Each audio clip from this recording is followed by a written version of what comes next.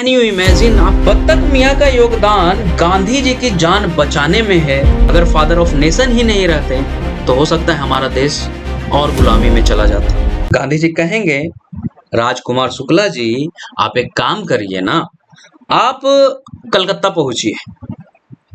तो गांधी जी क्या करेंगे, राजकुमार शुक्ला जी कहेंगे, एक काम करिए राजकुमार शुक्ला जी, आप कहाँ पहुंचिए, कलकत्ता पहुंचिए। कहाँ पहुंचिए, कलकत्ता पहुंचिए। ठीक है, इसका मतलब ये क्लियर है कि गांधी जी कलकत्ता पहुंचेंगे। और गांधी जी कलकत्ता कब पहुंचेंगे, 9 अप्रैल, डेट याद रख लीजिएगा, 9 अप्रैल 1917 को कहाँ पहुंचेंगे, कलकत्ता पहुंचेंगे। आया बात समझ में, 1917 को। अब गांधी जी 1917 को कलकत्ता पहुंचेंगे और राजकुमार शुक्ला इनको ज्वाइन करेंगे, राइट।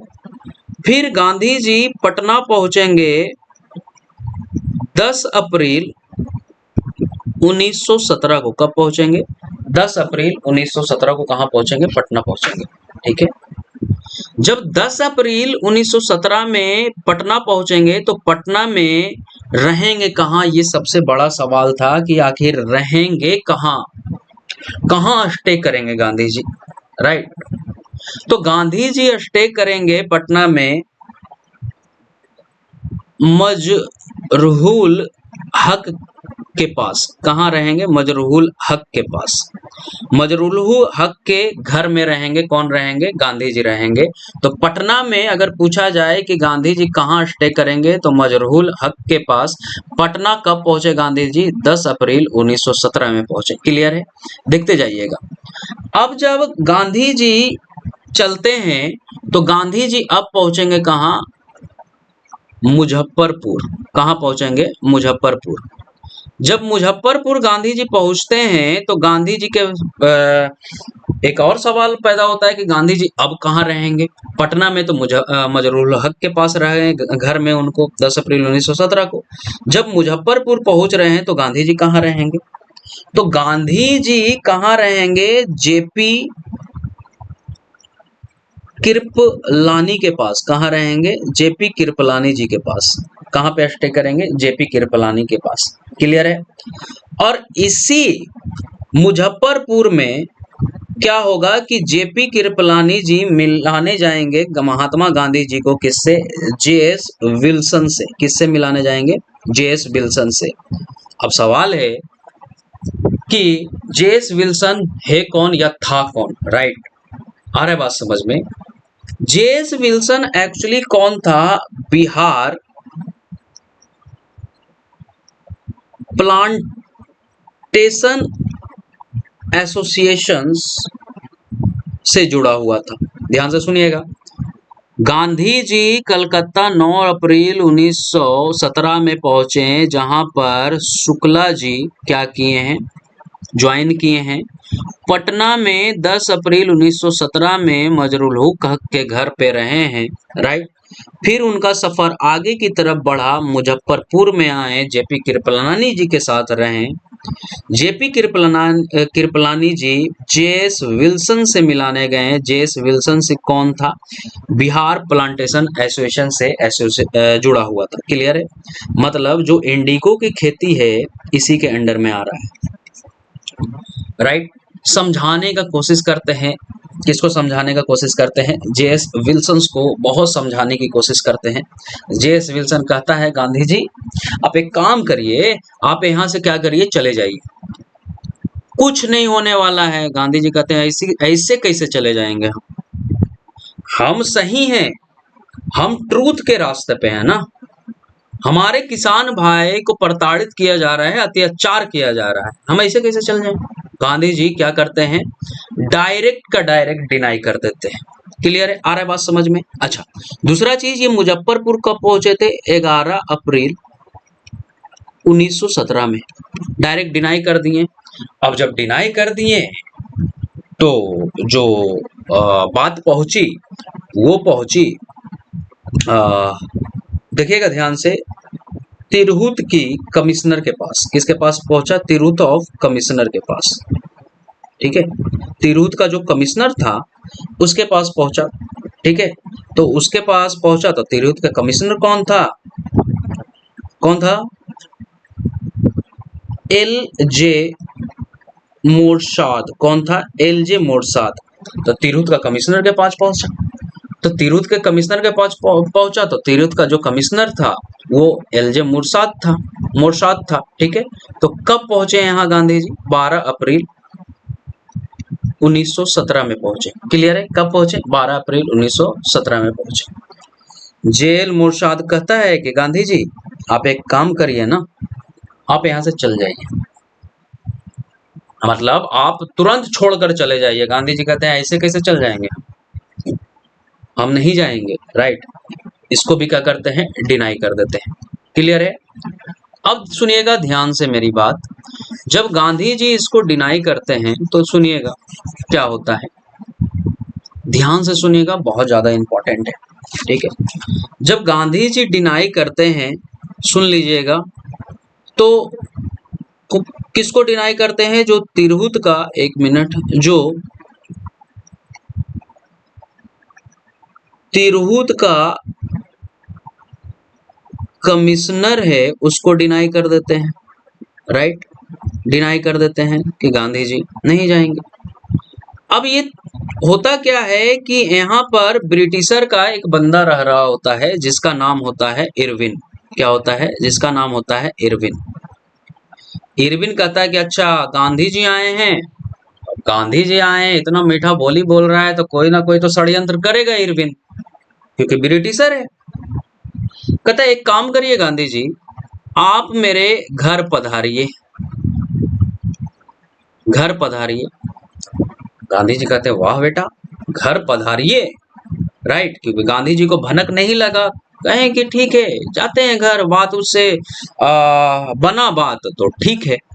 राइट, नहीं तो फिर तो सत्याग्रह होगा ही, बुलाता है।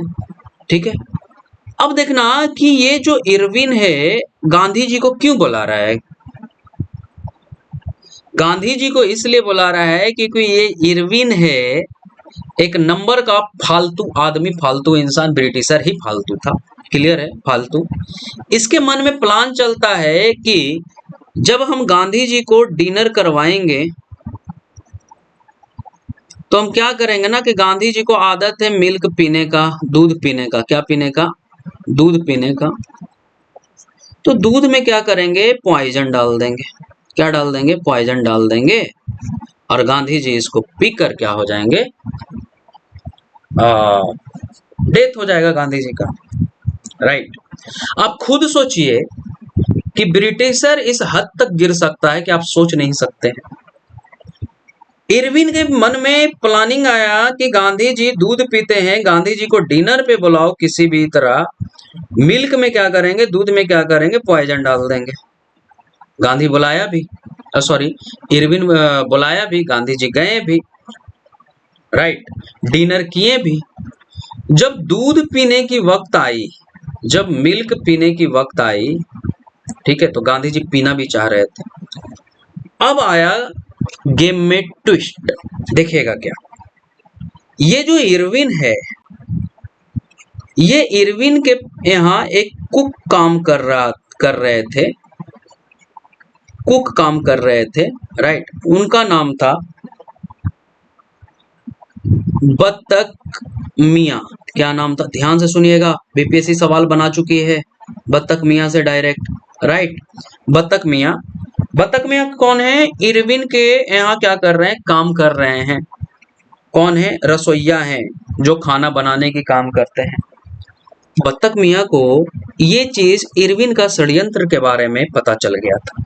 राइट, ये इरविन क्या करता है? बत्तख मियाँ को कहता है कि सर्व करो जाकर दूध। दूध में पॉइजन था। बत्तख मियाँ क्या करते हैं? फुट फुट कर रोने लगते हैं। आ रहा बात समझ में? और बत्तख मियाँ जो राजेंद्र प्रसाद हैं, जो गांधी जी के साथ थे, राजेंद्र प्रसाद हैं, गांधी जी के साथ हैं, राजेंद्र प्रसाद जी को जाकर क्या करता है? बता देता है। आप समझ सकते हैं कि अगर उस दिन गांधी जी दूध पी लेते तो गांधी जी जीवित रह पाते ही नहीं, और जब जब जीवित ही नहीं रह पाते तो हो सकता है, ये भी हो सकता है कि 1947 में हमें आज़ादी मिलती ही नहीं। हो सकता है कि नहीं, क्योंकि जिस ट्रूथ के साथ, जिस नॉन वायलेंस के साथ गांधी जी लड़ रहे थे, लड़ना तो गलत वर्ड होगा क्योंकि कोई भी वायलेंस नहीं था गांधी जी में, सत्य के रास्ते पे चल रहे थे, उसी सत्य के कारण ब्रिटिशर का जो हर चीज है उसको हिला दिया गया, राइट, हर चीज, और ब्रिटिशर को 1947 में क्या किया गया, भगा दिया गया भारत को छोड़कर, राइट। अगर गांधी जी नहीं होते उस दिन, गांधी जी को कुछ हो जाता तो कैन यू इमेजिन, आप कर भी सकते हैं क्या इमेजिन कि भारत कब आजाद होता, सोचने में भी डर लगता है। तो आप बत्तख मियाँ का योगदान आप समझ रहे हैं कि कितना बड़ा है बत्तख मियाँ का योगदान। बत्तख मियाँ का योगदान गांधी जी की जान बचाने में है, मतलब एक ऐसे लीडर को बचाने में जो फादर ऑफ नेशन कहलाते हैं, राइट, उनमें है इनका योगदान। अगर फादर ऑफ नेशन ही नहीं रहते तो हो सकता है हमारा देश और गुलामी में चला जाता। क्लियर है, आ रहा है बात समझ में। तो ये बत्तख मियाँ का ईमानदारी था कि बत्तख मियाँ क्या किए कि राजेंद्र प्रसाद जी को बता दिए, फिर ये क्या हुआ, इसको क्या किया गया, रिफ्यूज किया गया, मिल्क नहीं पिए, राइट। इस तरीके से ब्रिटिशर जो इरविन था षड्यंत्र रचा। उसके बाद जो इरविन है इस बत्तख मियाँ को इस तरीके से ट्रीट करता है कि कुछ कह नहीं सकते हैं आप। हर जगह से ट्रीट करता है, मारता है, पिटता है, गांव से निकाल देता है, हर जगह से करता है।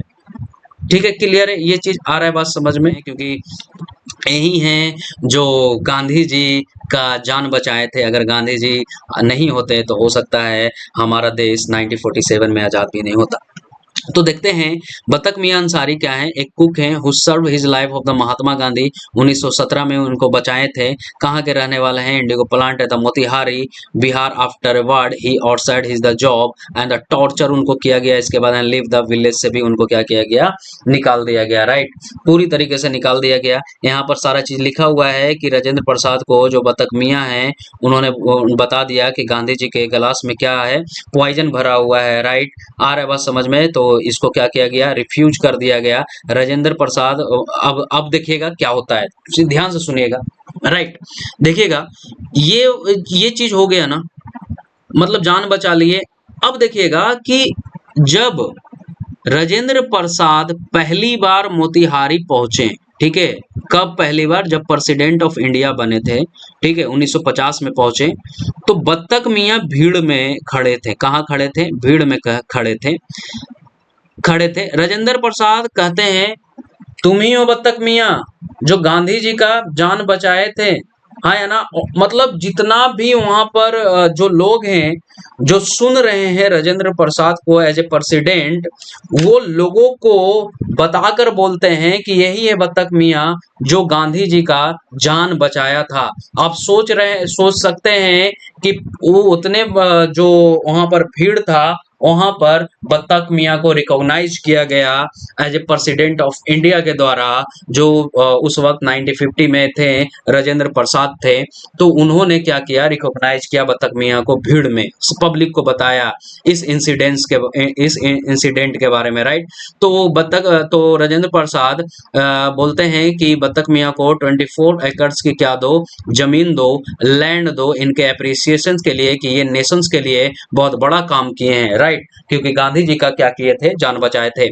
और ये बत्तख मियाँ का देहांत होता है 1957 में, राइट। जन्म लेते हैं 80 में मोतिहारी बिहार में, ब्रिटिश इंडिया में। 1957 में इनका क्या हो जाता है, मौत हो जाता है। और कुक हैं, सेफ हैं, ठीक है, रिफ्यूज किए थे, गांधी जी का जान बचाए थे, पब्लिकली ऑनर किया गया प्रेसिडेंट जी के द्वारा। राजेंद्र प्रसाद